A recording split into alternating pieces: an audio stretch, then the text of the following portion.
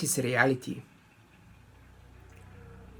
If everybody in this world has totally different understandings, totally different beliefs, prejudices, moral understandings, and scales in their actions based on perceptions of possible and impossible, what makes us think that we live in the reality?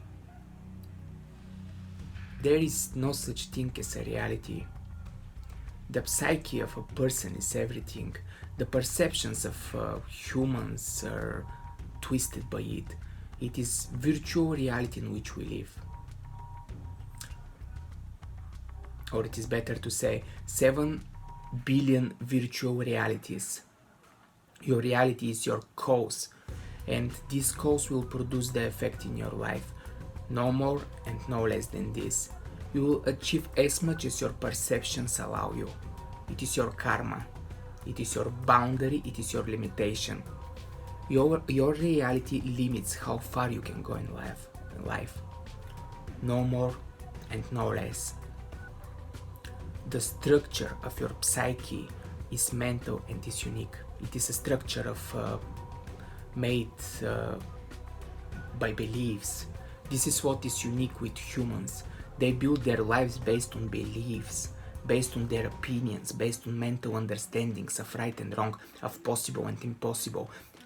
It is unique because it is made by mental virtual ideas of the world, of virtual worlds in our heads.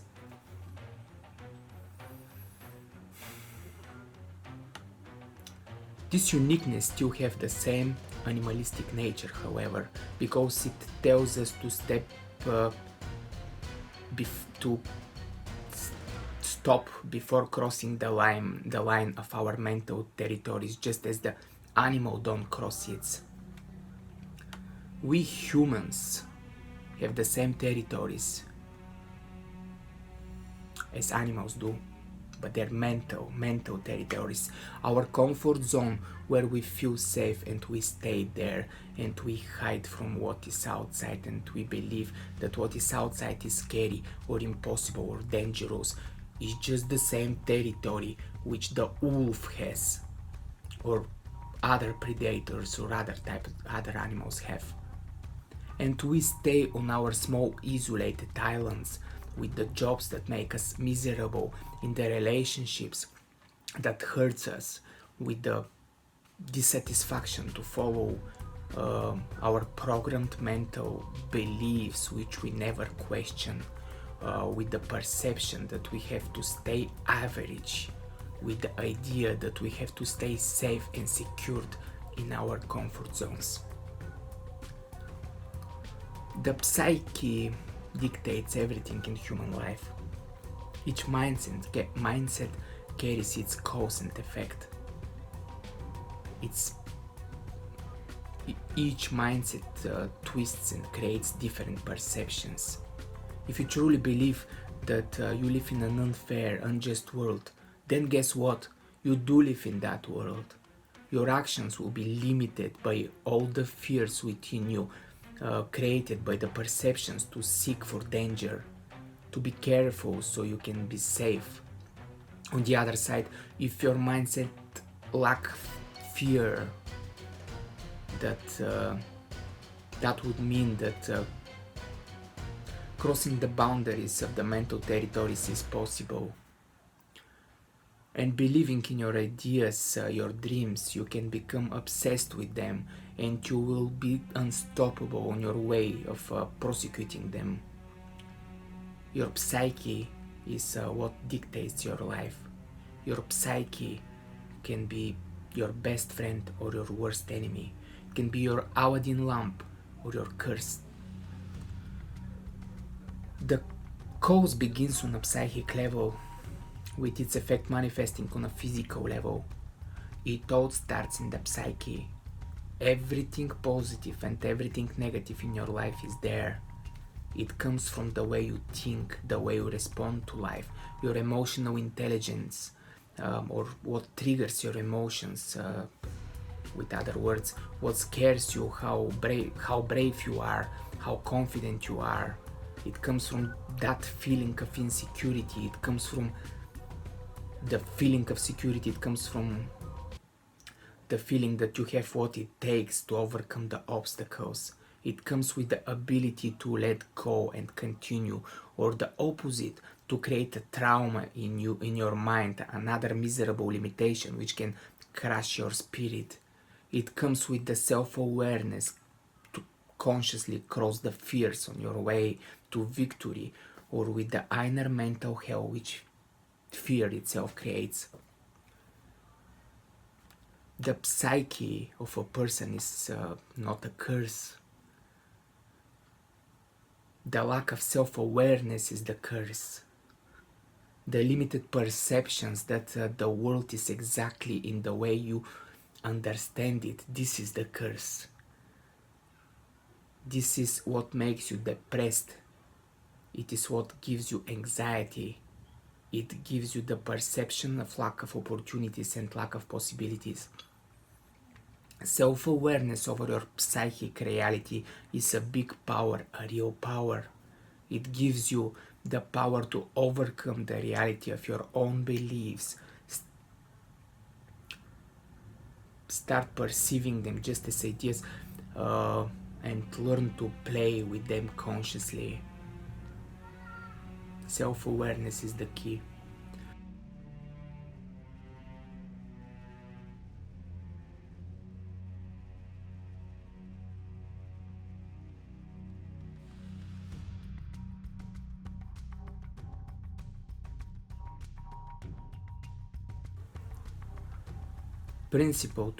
Principles to improve your self-image.